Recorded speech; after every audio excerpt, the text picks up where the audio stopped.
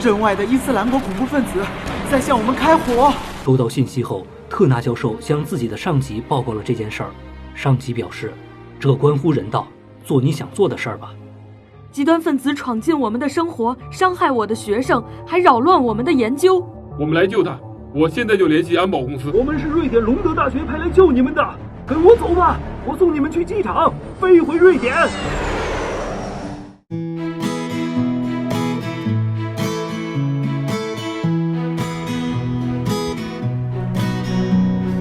Hello.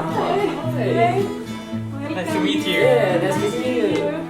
Yeah. Okay, So should we go in? here, yeah? Perfect. Thank you.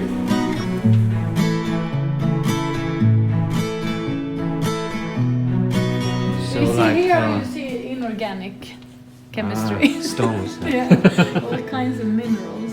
Minerals.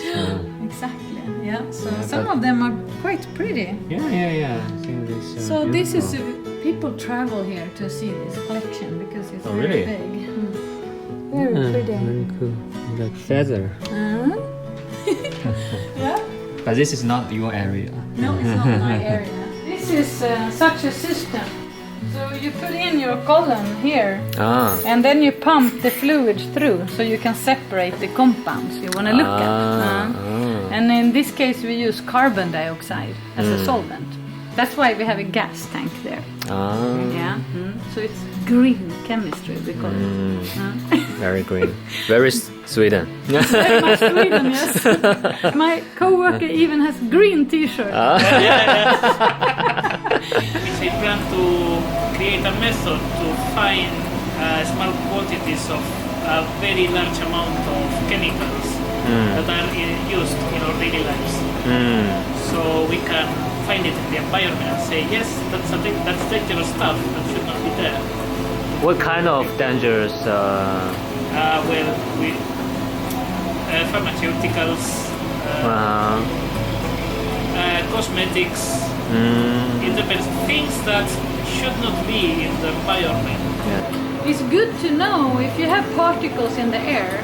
You know how it is in Beijing. There's a lot of particles in the air. The question is where they come from. Is it from the fuel from car, or is it because you burn wood or coal? You know, or is it something else? So it's a method where we can decide. We can see. So it's very related to well-being of human It health. is definitely about well-being. Yeah. I was contacted by the Science Museum in London. Okay. And they want me to send them some equipment that my previous PhD student Firas, that he worked with. This is his thesis, So what he did is he's developing method how to analyze compounds. Here he worked with vitamin D. You know vitamin D? Yeah. It's very essential. It's very important. So here he has separated different types of vitamin D. You know, there are many in your body. So he has shown he can have very good methods for analyzing vitamin D. Okay. Yeah, these are his samples. I mean, this is vitamin D2. So this is also something that I'm proud of. This is the called ETP. It's this excellent teacher practitioner. And I'm the first teacher who wrote about PhD education. It's actually really, really good because this one, I use this almost as I use this for my PhD students when I train them. Your story went viral globally. It's really big in China. So many Chinese media and internet users are calling you the hardcore professor. So I wonder what is the style in supervising students? Like, are you very hardcore, very strict with your students? No, I don't think I am. So I don't know why people were thinking like that. No, it's. I think I give my students quite a lot of freedom to explore research. But I do ask questions, of course. I mean, I have to ask questions for them to think about why they do the research, what they want to achieve, and so on. Otherwise, they will not become good researchers. On Weibo, which is a Chinese Twitter, so a user commented like this: "My advisor shared this story in the group chat of our lab. I think he's implying something." So apparently that Chinese professor was using your story to remind his students that you have to meet a deadline no matter what happens. Oh, really?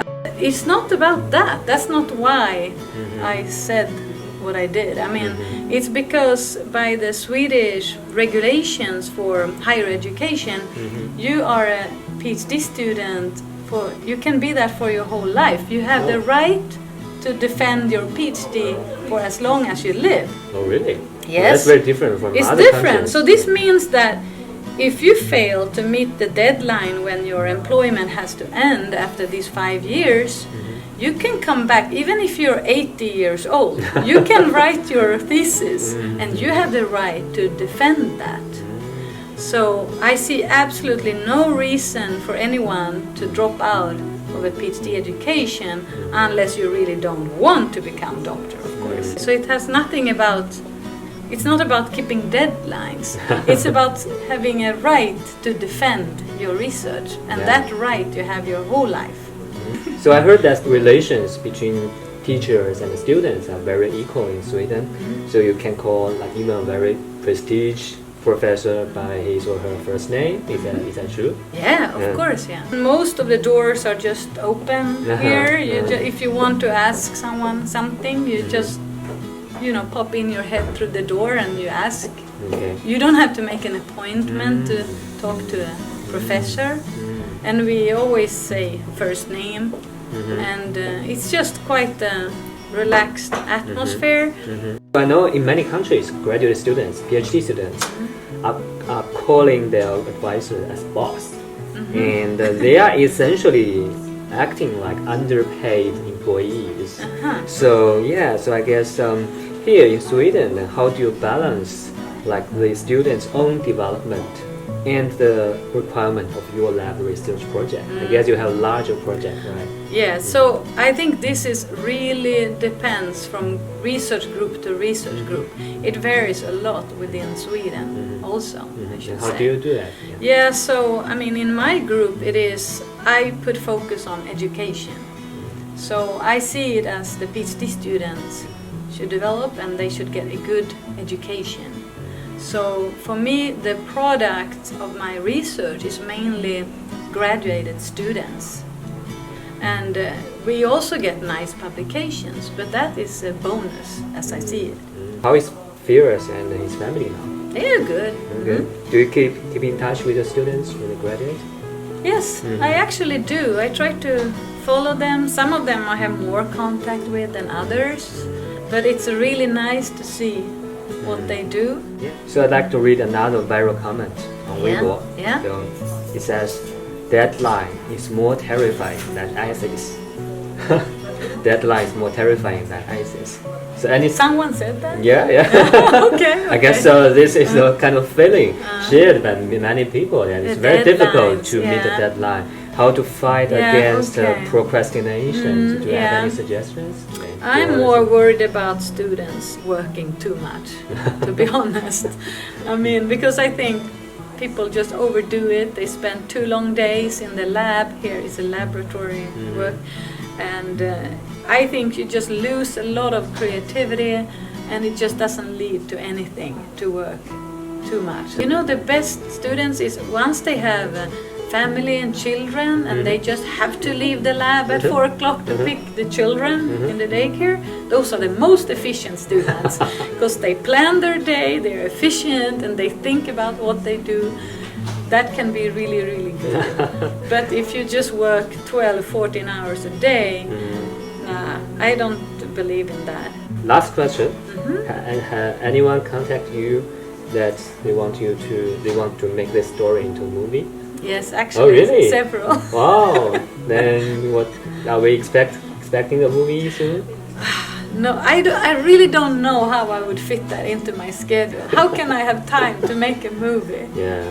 If I can contribute with something positive for students around the world, that makes me happy. But to me it was not a big thing. I mean, they were stuck in Iraq, and obviously we had to bring them home. I mean, to me it was not. I know it's painted up as a really big thing, but for me it was not. It was just obvious. How could I not help them? No, I would redo it definitely if I had to, but I don't think such things happen often. So. I'm the only female professor here. Oh, really? All the others are male. Yeah. Oh, wow. And guess who is the boss?